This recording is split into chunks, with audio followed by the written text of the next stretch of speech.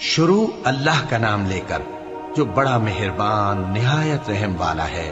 طٰہٰ، اے نبی صلی اللہ علیہ وآلہ وسلم، ہم نے تم پر قرآن اس لیے نازل نہیں کیا کہ تم مشقت میں پڑ جاؤ، مگر ہر اس شخص کی نصیحت کے لیے نازل کیا ہے جو خوف رکھتا ہے۔ یہ اس ذات کا اتارا ہوا ہے جس نے زمین اور اونچے اونچے آسمان بنائے، یعنی رحمان، جو عرش پر جلوہ افروز ہوا۔ جو کچھ آسمانوں میں ہے اور جو کچھ زمین میں ہے اور جو کچھ ان دونوں کے بیچ میں ہے اور جو کچھ مٹی کے نیچے ہے، سب اسی کا ہے۔ اور اگر تم پکار کر بات کہو تو کیا ہے، وہ تو آہستہ کہی ہوئی اور نہایت پوشیدہ بات تک کو جانتا ہے۔ اللہ وہ معبود برحق ہے کہ اس کے سوا کوئی معبود نہیں ہے، اس کے سب نام اچھے ہیں۔ اور کیا تمہیں موسیٰ کے حال کی خبر ملی ہے؟ جب انہوں نے آگ دیکھی تو اپنے گھر والوں سے کہا کہ تم یہاں ٹھہرو، میں نے آگ دیکھی ہے، میں وہاں جاتا ہوں، شاید اس میں سے میں تمہارے پاس انگارہ لاؤں یا آگ کے مقام سے اپنا رستہ معلوم کر سکوں۔ پھر جب وہ وہاں پہنچے تو آواز آئی کہ اے موسیٰ، میں تو تمہارا پروردگار ہوں، تو اپنے جوتے اتار دو، تم یہاں پاک میدان یعنی طویٰ میں ہو، اور میں نے تم کو منتخب کر لیا ہے، تو جو حکم دیا جائے اسے سنو۔ بے شک میں ہی اللہ ہوں، میرے سوا کوئی معبود نہیں، تو میری عبادت کیا کرو اور میری یاد کے لیے نماز پڑھا کرو۔ قیامت یقیناً آنے والی ہے، میں چاہتا ہوں کہ اس کے وقت کو پوشیدہ رکھوں تاکہ ہر شخص جو کوشش کرے اس کا بدلہ پائے۔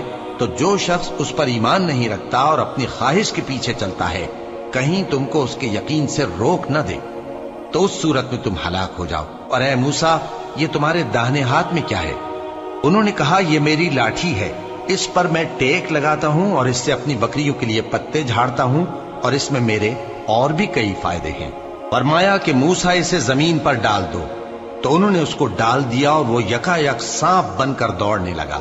فرمایا کہ اسے پکڑ لو اور ڈرنا مت، ہم اس کو ابھی اس کی پہلی حالت پر لوٹا دیں گے، اور اپنا ہاتھ اپنی بغل میں دبا لو کہ وہ کسی عیب و بیماری کے بغیر سفید چمکتا دمکتا نکلے گا۔ یہ دوسری نشانی ہے تاکہ ہم تمہیں اپنے بڑے بڑے نشانات دکھائیں۔ تم فرعون کے پاس جاؤ کہ وہ سرکش ہو رہا ہے۔ کہا، اے میرے پروردگار، اس کام کے لیے میرا سینہ کھول دے اور میرا کام آسان کر دے، اور میری زبان کی گرہ کھول دے تاکہ وہ میری بات سمجھ لے، اور میرے گھر والوں میں سے ایک کو میرا وزیر یعنی مددگار مقرر فرما، یعنی میرے بھائی ہارون کو۔ اس سے میری کمر کو مضبوط کر اور اسے میرے کام میں شریک کر، تاکہ ہم تیری بہت سی تسبیح کریں اور تجھے کثرت سے یاد کریں، تو ہم کو ہر حال میں دیکھ رہا ہے۔ فرمایا، موسیٰ، تمہاری دعا قبول کی گئی، اور ہم نے تم پر ایک بار اور بھی احسان کیا تھا جب ہم نے تمہاری والدہ کو الہام کیا تھا جو تمہیں بتایا جاتا ہے۔ وہ یہ تھا کہ اسے یعنی موسیٰ کو صندوق میں رکھو، پھر اس صندوق کو دریا میں ڈال دو، تو دریا اس کو کنارے پر ڈال دے گا، اور میرا اور اس کا دشمن اسے اٹھا لے گا۔ اور موسیٰ، میں نے تم پر اپنی طرف سے محبت ڈال دی، اور اس لیے کہ تم میرے سامنے پرورش پاؤ۔ جب تمہاری بہن وہاں فرعون کے ہاں گئی اور کہنے لگی کہ میں تمہیں اس کا پتہ دوں جو اس کو پالے پوسے، تو اس طریق سے ہم نے تم کو تمہاری ماں کے پاس پہنچا دیا تاکہ ان کی آنکھیں ٹھنڈی ہوں اور وہ رنج نہ کریں۔ اور تم نے ایک شخص کو مار ڈالا تھا تو ہم نے تم کو غم سے نجات دی، اور ہم نے تمہاری کئی بار آزمائش کی، پھر تم کئی سال اہل مدین میں ٹھہرے رہے۔ پھر اے موسیٰ، تم ایک اندازے پر آ پہنچے، اور میں نے تم کو اپنے کام کے لیے بنایا ہے، تو تم اور تمہارا بھائی دونوں ہماری نشانیاں لے کر جاؤ، اور میری یاد میں سستی نہ کرنا۔ دونوں فرعون کے پاس جاؤ کہ وہ سرکش ہو رہا ہے، اور اس سے نرمی سے بات کرنا، شاید وہ غور کرے یا ڈر جائے۔ دونوں کہنے لگے کہ اے ہمارے پروردگار، ہمیں خوف ہے کہ وہ ہم پر زیادتی کرنے لگے یا زیادہ سرکش ہو جائے۔ اللہ نے فرمایا کہ ڈرو مت، میں تمہارے ساتھ ہوں کہ سنتا اور دیکھتا ہوں۔ اچھا، تو اس کے پاس جاؤ اور کہو کہ ہم آپ کے پروردگار کے بھیجے ہوئے ہیں، تو بنی اسرائیل کو ہمارے ساتھ جانے کی اجازت دیجیے اور انہیں عذاب نہ کیجیے۔ ہم آپ کے پاس آپ کے پروردگار کی طرف سے نشانی لے کر آئے ہیں، اور جو ہدایت کی بات مانے اس کو سلامتی ہو۔ ہماری طرف یہ وحی آئی ہے کہ جو جھٹلائے اور منہ پھیرے اس کے لیے عذاب تیار ہے۔ غرض موسیٰ اور ہارون فرعون کے پاس گئے، اس نے کہا کہ موسیٰ، تمہارا پروردگار کون ہے؟ کہا کہ ہمارا پروردگار وہ ہے جس نے ہر چیز کو اس کی شکل و صورت بخشی، پھر راہ دکھائی۔ کہا تو پہلی قوموں کا کیا حال ہوا؟ فرمایا کہ ان کا علم میرے پروردگار کو ہے جو کتاب میں لکھا ہوا ہے۔ میرا پروردگار نہ چوکتا ہے نہ بھولتا ہے۔ وہ وہی تو ہے جس نے تم لوگوں کے لیے زمین کو فرش بنایا اور اس میں تمہارے لیے رستے بنا دیے اور آسمان سے پانی برسایا، پھر اس سے مختلف نباتات پیدا کی کہ خود بھی کھاؤ اور اپنے مویشیوں کو بھی چراؤ۔ بے شک ان باتوں میں عقل والوں کے لیے بہت سی نشانیاں ہیں۔ اسی زمین سے ہم نے تم کو پیدا کیا اور اسی میں ہم تمہیں لوٹائیں گے اور اسی سے ہم تمہیں دوسری دفعہ نکالیں گے۔ اور ہم نے فرعون کو اپنی سب نشانیاں دکھائیں، مگر وہ تکذیب اور انکار ہی کرتا رہا۔ کہنے لگا کہ موسیٰ، کیا تم ہمارے پاس اس لیے آئے ہو کہ اپنے جادو کے زور سے ہمیں ہمارے ملک سے نکال دو؟ تو ہم بھی تمہارے مقابل ایسا ہی جادو لائیں گے، تو ہمارے اور اپنے درمیان ایک وقت مقرر کر لو کہ نہ تو ہم اس کے خلاف کریں اور نہ تم، اور یہ مقابلہ ایک ہموار میدان میں ہوگا۔ موسیٰ نے کہا کہ آپ کے لیے یوم زینت کا وعدہ ہے، اور یہ کہ لوگ اس روز دن چڑھے اکٹھے ہو جائیں۔ تو فرعون لوٹ گیا اور اپنے سامان جمع کر کے پھر آیا۔ موسیٰ نے ان جادوگروں سے کہا کہ یہ تمہاری بربادی ہوگی، اللہ پر جھوٹ نہ باندھو، وہ تمہیں عذاب سے فنا کر دے گا، اور جس نے جھوٹ باندھا وہ نامراد رہا۔ تو وہ باہم اپنے معاملے میں جھگڑنے اور چپ کے سرگوشی کرنے لگے۔ کہنے لگے یہ دونوں جادوگر ہیں، چاہتے ہیں کہ اپنے جادو کے زور سے تم کو تمہارے ملک سے نکال دیں اور تمہارے بہترین مذہب کو نابود کر دیں۔ تو تم جادو کا سامان اکٹھا کر لو اور پھر قطار باندھ کر آؤ۔ آج جو غالب رہا وہی کامیاب ہوا۔ جادوگر بولے کہ موسیٰ، یا تو تم اپنی چیز ڈالو یا ہم اپنی چیزیں پہلے ڈالتے ہیں۔ موسیٰ نے کہا بلکہ تم ہی پہلے ڈالو۔ جب انہوں نے چیزیں ڈالی تو یکا یک ان کی رسیاں اور لاٹھیاں موسیٰ کے خیال میں ایسی آنے لگیں کہ وہ میدان میں ادھر ادھر دوڑ رہی ہیں۔ اس وقت موسیٰ نے اپنے دل میں خوف محسوس کیا۔ ہم نے کہا خوف نہ کرو، بلا شبہ تم ہی غالب رہو گے، اور جو چیز یعنی لاٹھی تمہارے داہنے ہاتھ میں ہے اسے ڈال دو کہ جو کچھ انہوں نے بنایا ہے اس کو وہ نگل جائے گی۔ جو کچھ انہوں نے بنایا ہے یہ تو جادوگروں کے ہتھ کنڈے ہیں، اور جادوگر جہاں بھی جائے کامیاب نہیں ہوگا۔ اس پر جادوگر سجدے میں گر پڑے، کہنے لگے کہ ہم موسیٰ اور ہارون کے پروردگار پر ایمان لائے۔ فرعون بولا کہ پیشتر اس کے کہ میں تمہیں اجازت دوں تم اس پر ایمان لے آئے؟ بے شک یہ تمہارا بڑا یعنی استاد ہے جس نے تم کو جادو سکھایا ہے، سو میں تمہارے ہاتھ اور پاؤں مخالف سمت سے کٹوا دوں گا اور تم کو کھجوروں کے تنوں پر سولی چڑھوا دوں گا، اور تم کو معلوم ہوگا کہ ہم میں سے کس کا عذاب زیادہ سخت اور دیر تک رہنے والا ہے۔ انہوں نے کہا کہ جو دلائل ہمارے پاس آ گئے ہیں ان پر اور جس نے ہم کو پیدا کیا ہے اس پر ہم آپ کو ہرگز ترجیح نہیں دیں گے، تو آپ کو جو حکم دینا ہو دے دیجئے، اور آپ جو حکم دے سکتے ہیں وہ صرف اسی دنیا کی زندگی میں دے سکتے ہیں۔ ہم تو اپنے پروردگار پر ایمان لے آئے تاکہ وہ ہمارے گناہوں کو معاف کرے، اور اسے بھی جو آپ نے ہم سے زبردستی جادو کرایا، اور اللہ سب سے اچھا ہے اور ہمیشہ باقی رہنے والا ہے۔ جو شخص اپنے پروردگار کے پاس گناہگار ہو کر آئے گا تو اس کے لیے جہنم ہے جس میں نہ وہ مرے گا نہ جیے گا، اور جو اس کے روبرو ایماندار ہو کر آئے گا اور عمل بھی نیک کیے ہوں گے تو ایسے لوگوں کے لیے اونچے اونچے درجے ہیں، یعنی ہمیشہ رہنے کے باغ جن کے نیچے نہریں بہ رہی ہیں، ہمیشہ ان میں رہیں گے، اور یہ اس شخص کا بدلہ ہے جو پاک ہوا۔ اور ہم نے موسیٰ کی طرف وہی بھیجی کہ ہمارے بندوں کو راتوں رات نکال لے جاؤ، پھر ان کے لیے سمندر میں لاٹھی مار کر خشک رستہ بنا دو، پھر تم کو نہ فرعون کے آ پکڑنے کا خوف ہوگا اور نہ غرق ہونے کا ڈر۔ پھر فرعون نے اپنے لشکروں کے ساتھ ان کا تعاقب کیا تو سمندر کی موجوں نے ان پر چڑھ کر انہیں ڈھانک لیا یعنی ڈبو دیا، اور فرعون نے اپنی قوم کو گمراہ کر دیا اور سیدھے رستے پر نہ ڈالا۔ اے آل یعقوب، ہم نے تم کو تمہارے دشمن سے نجات دی اور تورات دینے کے لیے تم سے کوہ طور کی داہنی جانب مقرر کی، اور تم پر من اور سلوہ نازل کیا، اور حکم دیا کہ جو پاکیزہ چیزیں ہم نے تم کو دی ہیں ان کو کھاؤ اور اس میں حد سے نہ نکلنا، ورنہ تم پر میرا غضب نازل ہوگا، اور جس پر میرا غضب نازل ہوا وہ ہلاک ہو گیا۔ اور جو توبہ کرے اور ایمان لائے اور عمل نیک کرے پھر سیدھے رستے چلے اس کو میں بخش دینے والا ہوں۔ اور اے موسیٰ، تم نے اپنی قوم سے آگے چلے آنے میں کیوں جلدی کی؟ کہا وہ میرے پیچھے آ رہے ہیں، اور اے میرے پروردگار، میں نے تیری طرف آنے کی جلدی اس لیے کی کہ تو خوش ہو جائے۔ فرمایا کہ ہم نے تمہاری قوم کو تمہارے بعد آزمائش میں ڈال دیا ہے، اور سامری نے ان کو بہکا دیا ہے۔ اور موسیٰ غصے اور غم کی حالت میں اپنی قوم کے پاس واپس آئے اور کہنے لگے کہ اے قوم، کیا تمہارے پروردگار نے تم سے اچھا وعدہ نہیں کیا تھا؟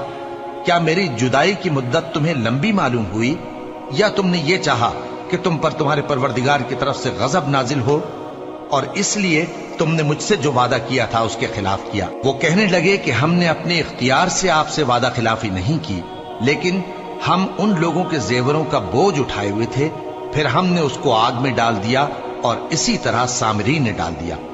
تو اس نے ان کے لیے ایک بچڑا بنا دیا، یعنی ایک بے جان جسم جس میں گائے کسی آواز تھی۔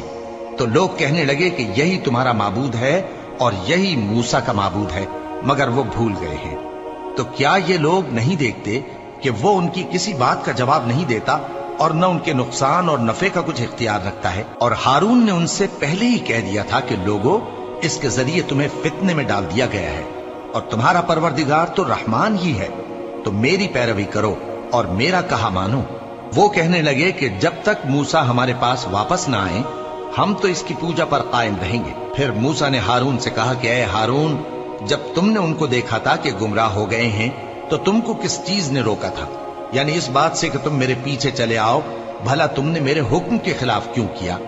کہنے لگے کہ اے ماں جائے، میری داڑھی اور سر کے بالوں کو نہ پکڑیے، میں تو اس سے ڈرا کہ آپ یہ نہ کہیں کہ تم نے بنی اسرائیل میں تفرقہ ڈال دیا اور میری بات کو ملحوظ نہ رکھا۔ موسیٰ نے فرمایا تو اے سامری، تیرا کیا حال ہے؟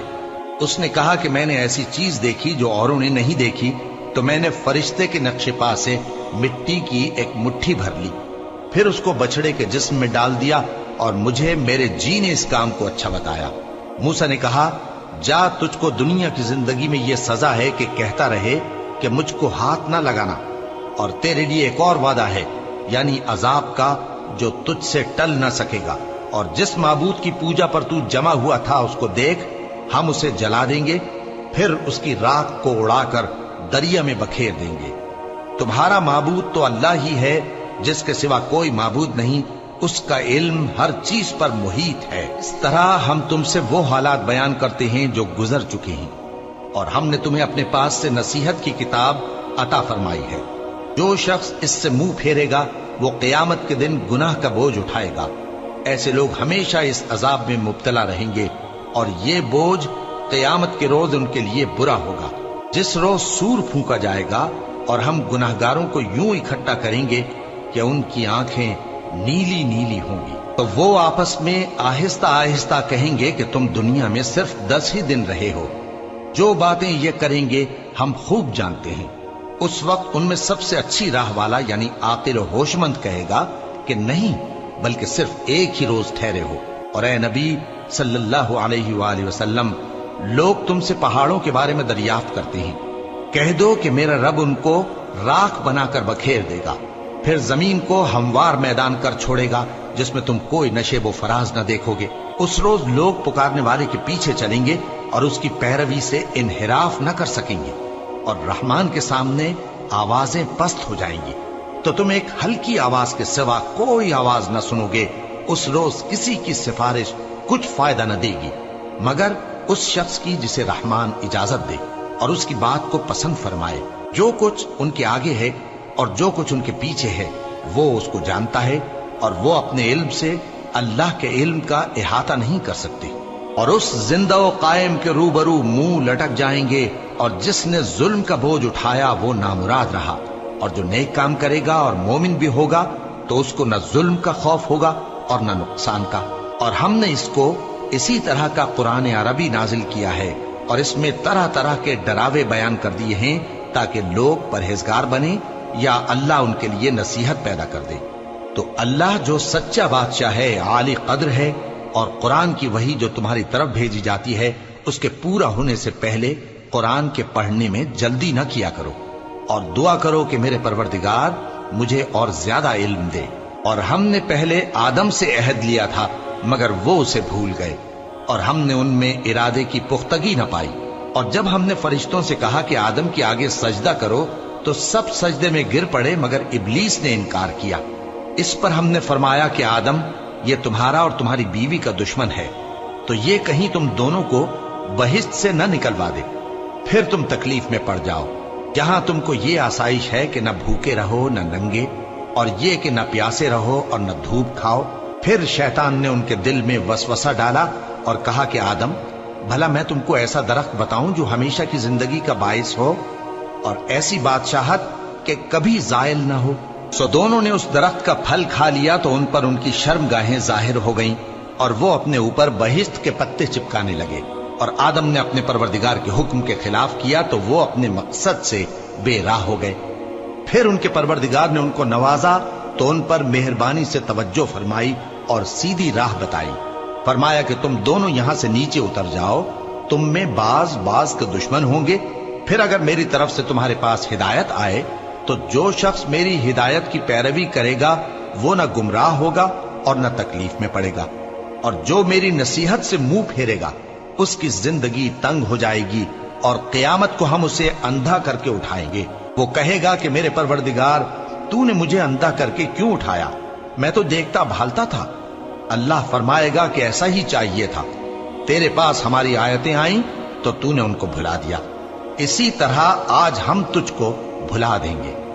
اور جو شخص حد سے نکل جائے اور اپنے پروردگار کی آیتوں پر ایمان نہ لائے، ہم اس کو ایسا ہی بدلہ دیتے ہیں، اور آخرت کا عذاب بہت سخت اور ہمیشہ باقی رہنے والا ہے۔ تو کیا یہ بات ان لوگوں کے لیے موجب ہدایت نہ ہوئی کہ ہم ان سے پہلے بہت سے فرقوں کو ہلاک کر چکے ہیں جن کے رہنے کے مقامات میں یہ چلتے پھرتے ہیں؟